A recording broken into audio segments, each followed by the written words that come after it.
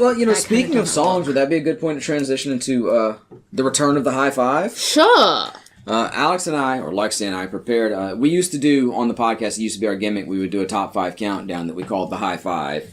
And at some point we abandoned it, but we have gone back to it sporadically throughout the years. And I thought, why not bring it back for this episode and do some holiday high fives? I completely agree. Really quickly, not to interrupt this too badly. The Adventures of Paddington, is that the animated show that we like? I believe so. Apparently the studio who owns this owns that. Good. I did not know that. I don't know why it's good. They apparently own 30 television series, including that, Rambo, and The Avengers. The crossover you never knew you needed. Santa Claus, Paddington, Rambo, and The Avengers. I really wish we'd done this ahead of time so you could have drawn that. There's not time for it, but maybe we can make like a little bonus piece of art. Maybe. I'm drawing Paddington because... Paddington would love being Santa Claus. I had the Avengers involved. I had a plan for the thumbnail for this. It was going to involve elves. It was going to involve like... Those are the elves like Buddy the Elf and Dudley Moore from this and Hermie from Rudolph, but I think I might have to switch it up now. Pardon my asking, but are you Santa Claus? Oh my gosh, that's a large machine gun you have, Mr. Rambo. Dear Aunt Lucy. Be so clueless. Dear Aunt Lucy, today I became a vigilante. Santa Claus, can you get me a machine gun of my own? One of the stories his aunt and uncle were Mr. dead. Claus. Here we go, though. Let's connect all together. Rambo, of course, played by Sylvester Stallone, who also played Rocky. And the actor who plays the very aged elf here is Burgess Meredith, who played Mickey, Rocky's trainer, in the first couple of Rocky films. Nice. I haven't seen those hold his beard. That's a heavy beard, man. More than 2, I think. That's more beard than Dumbledore or Gandalf had. I think more. I don't know if it's more than those combined, though. Hey, that would be a lot of fucking beard. I mean, is that his beard just braided into a rope? Tell. Just going over... Maybe. I can't tell if that's more of his beard or something else they're carrying.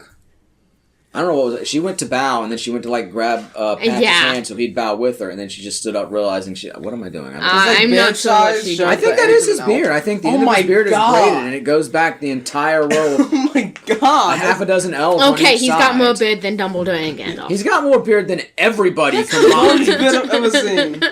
I did not realize that it goes to the other elves. All the beards in the world. I thought it was just wrapped around those elves right next to him. How many elves is that? At least It looks like 6 aside. It looked like 4 on either side, but I couldn't actually see both sides. I don't know if it ever shows us exactly so we can count them, but... There seems to at least be 4 per side. At least 3 per side. No, it's at least 4. Yeah, it's at least 4. Okay, so that is at least 8. So instead of reindeer to fly his sleigh, he has elves to hold his beard. That's where they came with the idea, though. 8 elves for beard, 8 elves for the sleigh. That's 8 reindeer. No. We were gonna use elves, but then maybe reindeer would be a better We idea. realized that the elves They were couldn't workshopping it. Well, they could if they used the reindeer. That is a long bit. Okay, someone calculate how long it was kind of cool thinking of the glitter and the reindeer food and them flying and everything, because I remember as a kid one time we got stuff for Santa and reindeer, and the reindeer food had glitter. Let's go shoulder to shoulder from the elves. It's probably about 2 feet. So you got 2, 4, 6 on each side. It's got to come down his body and then back up to the elf. So at least and they're short, so they're somebody probably like 4 feet tall. So let's say 2, 4, 6, 10. I'm gonna go minimum 12 feet of beard. That's a lot. I would say somebody could do this math. Also, are we considering the fact that it's braided? It is braided, but things are typically a bit longer out of the braid. I'm not sure how much. And I don't know how drastic. I think it's wrapped around the hands of the first ones it is. Too. It is. It's wrapped around. So that's why I'm going minimum 12 feet. Sprinklers are like 15, 14, 15, possibly. Anyway, we were going to do a high five. We were gonna do it, and I like I say, Lexie and I prepared one. Oh wait, we got a wider shot. I think there might be a 5th elf. That might. I can't count. We'd have to freeze frame that and come back to it. Honestly, might be a 5th elf. Honestly, might be a pissed off elf. Like, why do I have to carry this damn beard all the time? That's insane amount of beard. So anyway, Gabby couldn't be bothered to do a high five. I don't think I did. Do you know 5 Christmas songs? Not names. I did 3 high fives. And Lexie did at least 1. You did 3? I did 3. You only told me about 2, so I only did 2. You're fine, because I did my high five Christmas songs, but because wait, here we go. 1, 2, 3, 4. I think there's 5 on each side. Oh my god. Yeah. So yeah, probably close to like 17. So I'm gonna It could go be between 16 15 and feet at 20. least. It could be upwards of 20 20. at this point, yeah. I won't go much higher than 20. Yeah, probably not, but it could definitely be upwards 20. Oh, but anyway, so yeah, we'll get into the list proper in just a minute because there's something I want to point out in the movie. But I will say, my favorite Christmas songs tend to be a little bit more melancholy because that's kind of how I feel at the holidays. Because even though I really love the time of the year and it's very jolly, for one thing, it's like it ends very quickly, it seems, and then there's the feeling of, oh, it's over, and the sadness accompanying that. And there's also, like, it's a great time of the year, and you want to be happy, but either things aren't what you want them to be, or even if you're able to be happy, you think about all the rest of the suffering in the world, so it's hard to be completely happy. So I always like my holiday songs tinted with a bit of melancholy. But I do enjoy a lot of the more peppy, happy songs as well. So I did my High Five Christmas songs, and then my High Five Jolly Christmas songs. And that was also a way for me to just be able to do it without having to make my High Five 10 songs long, because I really like a lot of holiday songs. Yeah. Those reindeers are tweaking like crazy. You see that? Yeah. Yeah, absolutely. Look, I don't think that agreed with them. So Santa dons his hat and he prepares to take off. And as he goes into that, we'll get into our high five, but I want to pay attention to the movie for just a second. Yo. I like the fact that yo is the command. Feels very hip. Especially for 1985. Yeah, kind of, definitely some Yo was 80s popular stuff. in the 80s. Yeah. It'd be fucked up if they didn't take that curve and just plowed into the wall. They just took out a dozen elves. That would be an awful way to start Christmas Eve. I just want to say Santa was completely accepting of the fact they were going to fly, like with no hesitation. Like, all right, He's dead. It. So he's like, okay, fine, I'm dead. Anything's possible. If he's not, I'm already dead. I can't die again. I mean, they did say he would live. I do like the speech that the old elf gave him about how he could deliver all the presents in one night, about how he carries time with him. Yeah. He does say, the way he says it, though, you carry time with you until you finish your task. Is Santa Claus out for like 2 years? Does it feel like 2 years to him to traverse the whole planet? That I do not know. Or does it feel fairly quick for him? One of the reindeers freaking out about flying. Yeah, I thought that I guess they were not weird. Trained for this. I do wonder too. These reindeer. I mean, they're not real reindeer, right? They're puppets or something. I would assume so. Anyway, this is what there's no way that can be real. They look adorable. I like the transitions here, where we have the hourglass, and then you see the markers for the different centuries. Yeah, I like this bit. Yeah, of a this is pretty cool. Yeah, starting out. I was sitting there having to think about 14th century. So I don't know if that's saying that we're doing the 14th century. You said it takes place in the It starts in the 1300s. So that's the 14th century. Yep. So that right on. So this is the Christmas that we saw him. Suffering from exposure. So yeah, I mean, technically, it could be a little longer. This is the century, so he's right into it. But yeah, probably. Well, I assume that's what they mean. Is I would assume. Well, like I say, I'm guessing that doesn't actually start on Christmas Eve, but it's just close to Christmas in that village. I agree. And maybe just a day apart, because like I say, we see he and Mrs. Claus, and then we see the kids sending letters to Santa, and somebody, I think it was Casey, pointed out, how do they know to write to Santa? But they have a little line in here where the sort of head of the elves is like, more children are learning to write, so clearly it's like just through the years people learn the letters. Yeah, I figured this isn't like overnight. Right, the regular more tradition started. Now, asking for what they want. I don't think he's just suggesting more kids are learning to write just in their own. Yeah, I figured it's just this one of the traditions that show up over time and build over time. Right, so I think it makes sense. Like most Christmas There's traditions. the joke we were talking about where the one elf is painting with the other's beard. Is he also using his own beard to paint though? No. Yeah, no, he had like smaller pieces of his beard that he was using. I wasn't sure what he was. The one guy was using the other elf's bid, but that other elf was also using his own bid. Jump cut to the 18th century, by the way. Yes. Big which would have been 1700s. With the cat. The introduction of the naughty list, too. Yes. So it took him 4 years to develop the naughty list. It did. But this is fun. 1700s. I've watched a Christmas movie set in the 1700s. And there's a fun moment where Santa, at first, he's hesitant to have the naughty list, but he's like, okay, I'll make a naughty list. Yeah. He instructs the elves to make the list, but he points out that he'll be checking it twice. Yeah. Lots of little Christmas nods. Enough ado. Let's get into our high five Christmas/holiday songs. Okay. We usually go back and forth.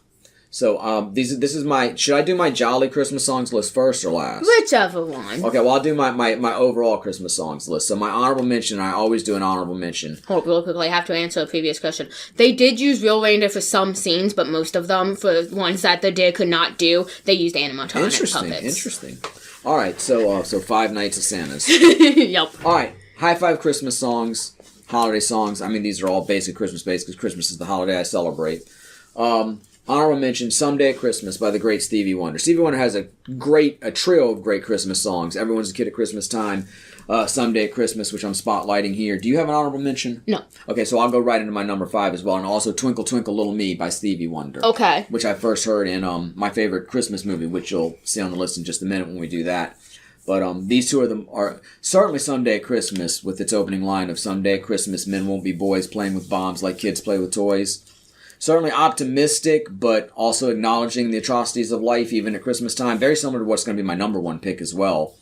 But I love Stevie, and I love his Christmas trio. And so Someday at Christmas, and of course, Twinkle Twinkle Little Me is going to make it at number 5. Nice. I do want to say a couple things really quickly. One, without saying too much, I have a feeling our number 1s are going to be the same. But following that up. Exactly. But then I also have a little note for the number 5 and 4th spots on my list. Because I did not sit down and give this list a whole lot of thought. I did not listen through every Christmas song I've ever heard and decide my top 5. I immediately knew my top 3 and then just went with the first ones I thought of for the last 2. So number 5 is Buy Me Presents by Sabrina Carpenter. Because it's a fun song off of her Christmas album. I like Sabrina Carpenter's Nonsense Christmas remix. Yeah, I liked it too. And the only reason Buy Me Presents beat it out is because it's original, whereas that's a redoing of a previous song she had done, you know? I should point out, too, it's not going to make either list, but X to Next by Ariana Grande. Thank you, Thank you, Next. Yes. Thank you, Next by Ariana Grande. Not a Christmas song in any way, shape, or form, but Lexie was playing it on repeat one Christmas season, and so it's always stuck in my head as a Christmas song, as a part of my holidays. It makes me think of the holidays when I hear it. And Gabby, if you want to chime in anything about any of these songs, feel free to, even if you're not doing a proper high five. So you did 5? Yes. All right, so number 4 for me is Christmas Time Is Here by the Vince Guaraldi Trio from It's Christmas Charlie Brown. Yes. The main theme for the movie, the Christmas Time Is Here, with the children's choir singing. Again, beautiful song, but also a hint of melancholy in the vocals and the sort of haunting nature of it. Definitely. Another good one, though, for sure. Yeah. Well, I would hope so. These are my favorites. I hope they're good. I mean, technically favorite is subjective, so... I never said half of mine are good. I just said they're my favorites. Is it my turn now again? Sure. Okay, the next one is actually an Ariana Grande song. It's Santa Tell Me, specifically the naughty version. I'm not sure the differences, but I've heard that at least playing in the background. I was going to say the regular version is a bit cleaner, and the naughty version, she just talks about wanting to get on top of him by the fireplace. I haven't heard the specific lyrics. I just heard like the and chorus letting him and on in the background. So yeah, it's a pleasant song. Yeah, it doesn't offend me to have it on during my holidays. We have our Christmas song playlist. We should point out we've made it to the 20th century. In the movie nice, now. Very modern nice. times. Yes, 1900s. Well, modern times for the time. Yes. I like the Elf-Maid stamp. I do too. The comic has it on the back of it. Nice. All right. So I was trying to say really quickly, we have our Christmas playlist, and then I have a separate Christmas pop music playlist that has like all the Ariana Grande and Sabrina Carpenter and all of that. All right. So picking up the high 5 Christmas songs, number 3 is Christmas by Blues Traveler. Yeah. One a lot of people may not be familiar with. It's on the Very Special Christmas Collection, Volume 3. Yeah. It's with the Keith Haring art on the cover. It's probably originally to benefit maybe an AIDS charity or something. Probably something. I don't know the history behind it. I'm sure it was to benefit something. And yeah, it's another one that has that sort of melancholy feel. Like it's hopeful too, but it also starts off, comes a time for Christmas, and I really have to ask, with all this feeling merry, how much longer must it last? Kind of. You're mentioning all of these, and it does remind me of another Sabrina Carpenter song, which I guess is technically Christmas because it's on her Christmas album. And I mean, okay, it is kind of about Christmas, but she's just asking if it's New Year's yet because she just wants to get through the holiday. Holiday sucks. She wants it done. Holidays. See, I don't feel like the holidays suck. They're bad, but I feel like there is the dichotomy of happiness and struggle. Yeah, no, I agree. And hers isn't even entirely like that. It's not even it sucks. It's about like the loneliness and seeing the couples and everything like that during the holidays. It's not even necessarily that too. It's also just the dichotomy of joy and sadness because it's like it's great when it comes, but then it's gone so fast. And it'd be nice if we could maintain this. Throughout the year. Maybe it wouldn't feel as special, but the world would be a bit better. And we should point out in the movie, too, we're introduced to one of our main protagonists, the, I suppose, homeless kid, Joe. Yeah. That sounds like the name of a band, Homeless Kid Joe. Kind of. And then he's going to see his opposite in the film, the rich kid. What is her name? Claire? I don't remember off the top of my head. That may not be right. I'm not sure. Claire's the girl from the Nutcracker, isn't it? I could not tell you. It absolutely is. I read that book so many times. I love it. Oh, Claire. I thought you meant the actress had been in the Nutcracker. Yeah, no, let's do it. And Joe sees the corner Santa here stealing money from the holiday till and taking a swig of his alcohol. Not exactly in the Christmas spirit. But what is in the Christmas spirit is number 2 on my list of high five Christmas songs. Have Yourself a Merry Little Christmas, and there's multiple renditions of this. I don't know what the original one was. I don't even know what my favorite is. I just want, again, a slightly more down, melancholy version of it. I don't want it to be real peppy and happy, because it is happy. Hey, you already at number 2 on your list? Yeah, I just did number 3. I haven't done number 3. Okay, Please give me. We'll get back to Alice, because I can't really edit this out. Yeah, no, that's fine. So, but Have Yourself a Merry... And it is happy, but I think of, like, the line, like, through the years... we all will be together if the fates allow, and that sort of feeling of you hope to be around the people you care about, but a lot of times you're pulled away from them. Yeah. So that's like the big moment in that song to me, but still a hopeful song, but again with a tinge of melancholy. So yeah. I guess you need to catch up and give us 3 and 2. Okay, well, number 3 on my list is Christmas Tree Farm by Taylor Swift. Typical Christmas music, bright, fun, happy, etc. Taylor Swift. And then number 2 is Christmas Truce by Sabaton. That's a good song. And that's another one that sort of, I like it too because it points out the absurdity of some of the things we do as people. The idea, and I know it's legitimate too, the idea of soldiers having a truce. Yeah, I mean, it's based on a true story. That's and it's something like, I love about Sabaton we can be in general. chill and be totally friendly and fine here, and then the next day we're going to start killing each other again. Yeah, that's like the one thing I just sit here like, damn, they really did that and then went about killing each other. And look, I'm not saying that's happened in every war and every conflict ever, but I'm saying it does happen. It's not unrealistic. Yeah, I mean, this is specifically about the Christmas truce in 1914 during World War I, where British, German, and French troops all left their trenches and did get along and helped each other bury their dead and exchange Christmas things and all that. But the idea that you're going to do that, but then, the next day went back to fighting. And also... I mean, it's been noted that historically, at least known, it has not happened again, ever, in any war, again, known, for 2 reasons. 1, technology advances, making it a little less likely and everything, but also 2, because of higher-ups banning it, and just banning you from interacting with other troops. The bear statue. Yeah. But yeah, no, that's the one down thing is, like, I listen to it, I'm like, oh, this is so sweet, and it's like, they went back to killing each other the next day. I'll tell you another honorable mention I could have thrown on my list that feels similar in tone to that song. Mm-hmm. It has no lyrics, though. It's Christmas in Sarajevo by Trans-Siberian Orchestra. Nice. As far as I know, they're all instrumental. Yeah, my dad was a big fan of theirs, and that song in particular, and it has a very similar musical spirit to that song. I don't know what it was exactly, because I didn't save it or anything, but I saw some sort of post, maybe video, maybe photo. Somebody was talking about, you can't have Christmas metal music or something, and then somebody else was just sitting here like, okay, I give you an entire Christmas metal band then. Christopher Lee did a whole metal Christmas album, maybe more than one. It was such a crazy thing. Yeah, somebody was like, metal, that's not Christmas vibes, you can't do it. And it's like, well, here's an entire very successful band who fucking did it. What are you up to?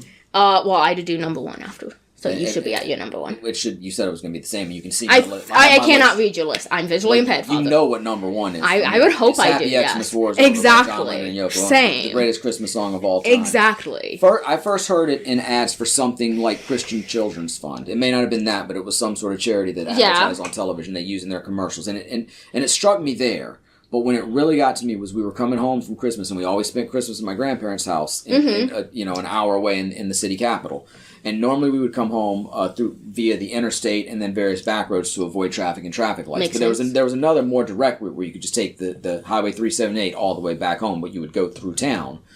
And I'm assuming this Christmas we needed to stop by one of my other relatives' house or something, because there weren't a lot of stores open or anything. But for whatever reason, or maybe we just did it that way just to break up the monotony because it was Christmas Day and there wouldn't be that much traffic. But for whatever reason, we went through town. We went down this road. I specifically remember passing like Two Notch Road and the car dealership and whatnot, and that song playing. And it was, it's the end of Christmas Day, basically. It was Christmas afternoon. We were going home. We'd have our own little Christmas celebration at home, but the holiday was wrapping up. Yes. And that feeling of melancholy of like, so this was Christmas. What did we do leading up to it? Did we get anything done? We've had our Christmas. Now where are we going? And it's just, that's always how Christmas has felt to me and probably always will. So that's easily number 1 for me. Definitely. To me, it's not Christmas season until we've heard that song. We're up to my jolly Christmas songs now. So my high 5 jolly Christmas songs, aka the other half of my Top 10 Christmas songs, probably. We're going to start with honorable mention, Wonderful Christmas Time by Paul McCartney. Maybe Paul McCartney and Wings. It's post-Beatles Paul McCartney. Everybody, I'm sure, has heard Simply Having... Oh, and then truly that's the best part of the song, but it's always part of the background of Christmas to me. Yes. Number 5, Christmas in Hollis by Run DMC, the classic hip-hop Christmas ballad from the original Very Special Christmas compilation. That's the first song that stood out to me in Die Hard. I'm sure most people are familiar with that too, even if they don't know it by name. Dun, dun, dun, dun, yeah. dun, dun, I can't remember whether or not a song plays before that, but I was watching Die Hard and that comes on in the movie. I'm like, hey, it's that song. Like, immediately. It's Christmas time in Hollis, Queens. Mom's cooking chicken and collard greens. Moving on to number 4, This Christmas by Donny Hathaway. Also performed by Chris Brown in the Christmas movie This Christmas, but I'll defer to the original. But no matter what, great Christmas song. In this Christmas, I don't want to butcher it, but I'm sure. Yeah. Again, I'm sure most people are familiar with all these songs. A quick search, you could look them up if you haven't heard them. Number 3 is The Most Wonderful Time of the Year by Andy Williams. And I also love the ESPN parody of it for Bowl Week, because college football season, the bowl games from the right before Christmas up through New Year and the day after. You got, multiple bowl games every day, and they used to do a parody of it. It's the most wonderful time of the year, but they changed it. There'll be, flea flickers for this. I don't remember. Yeah. Flea flickers is a football play. But they changed it to football-themed lyrics, and I thought that was clever, too. But I always liked the most wonderful time of the year. And I wanted to do a parody of it for Cheatsmas, too, but I haven't gotten around to it yet. Number 2, Have a Holly Jolly Christmas by Burl Ives. Also heard in, it's in Rudolph, right? Not Frosty. Yeah, Rudolph. I don't know. I don't remember soundtracks. No, you say it, and I'm not even thinking song. Burl Ives voices the snowman in Rudolph. In the Rankin and Bass Christmas special, Rudolph the Red-Nosed Reindeer. Have a holly jolly Christmas. Yeah, it's the best time of the year. You saying it, and obviously I know the song. I can hear the song. But the first thing to pop in my mind isn't the song. It's a quote from Gossip Girl, where it's just the voice saying, the voice of Gossip Girl saying, have a holly jolly Christmas, or whatever, as one of her sign-offs. Just because you were speaking it. Hearing it spoken makes me think that instead of the song. Uh-huh. Okay, anyway. Next on your list? Or is that it? No, we'd be up to number 1. Okay. So number 1 on my High Five Holly Jolly Christmas songs. I used to include this in my top 5 Christmas songs before I'd heard a few more Christmas songs. And before I decided to sort of draw a line in the sand between jolly and melancholy. Feliz Navidad by Jose Feliciano. Wonderful. Classic Christmas song. Gotta Love have it. that during the holidays. First remember hearing a version of Feliz Navidad and yes. Yeah. I'll go to the original, but I'm sure there's many. And like most of these songs, there may be multiple good versions of them. Oh, probably. I can very vividly remember that. Even Happy Xmas War is Over. Melissa Etheridge and Jimmy Buffett both do very fine covers of it. I'm sure many others do as well. I don't think I've ever heard a cover of that song. I'll play you the Jimmy Buffett one after this. I've got it on CD. And I was going to say, I bet there's plenty online, I'm sure. I just don't think... I've definitely never sought it out. I want to hear the original, Honestly, of all the songs on here, I would say I've never heard a cover of Christmas in Hollis. I haven't heard a cover of the Stevie Wonder songs. And I haven't... Well, I mean, Christmas Time is Here even. I don't think I've ever heard another version of that. Or Christmas by Blues Traveler. But most of the others... Yeah, even Wonderful Christmas. Oh, and I will say one more honorable mention that probably should have made one of the lists, but I didn't slip it on. Let's call it another honorable mention for the Jolly Christmas list. Would be Little Saint Nick by the Beach Boys. Okay, that's good song, and I love the little part where it's Christmas comes this time each year. That's the best part. Like Wonderful Christmas Time, that line itself stands out to me. Yeah.